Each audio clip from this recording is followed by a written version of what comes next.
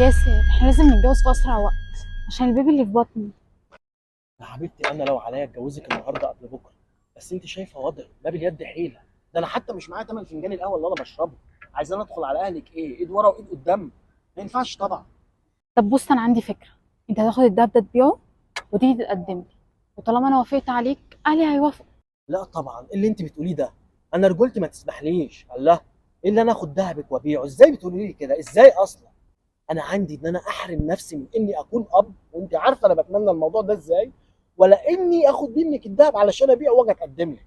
ازاي تفكري فيا كده؟ ازاي؟ بص بس افهمني افهمني واهدى، طيب افهمني. مفيش وقت اللي انت بتقوله ده. مش انت كنت دايما بتقول ان انا وانت واحد ومفيش بينا الكلام ده؟ امسك بقى عشان خاطري. خلاص بقى يا ياسر، امسك بقى، وانت مكبر الموضوع ليه؟ مش عارف اقول لك ايه، والله انا مش عارف اقول لك ايه. انا هعمل كده بس المره دي، بس لو سمحت ما تعمليش كده تاني. انا بقول لك اهو، والا وربي هخسرك. هات يا ستي، روح بس الحمام 5 دقايق كده وارجع لك.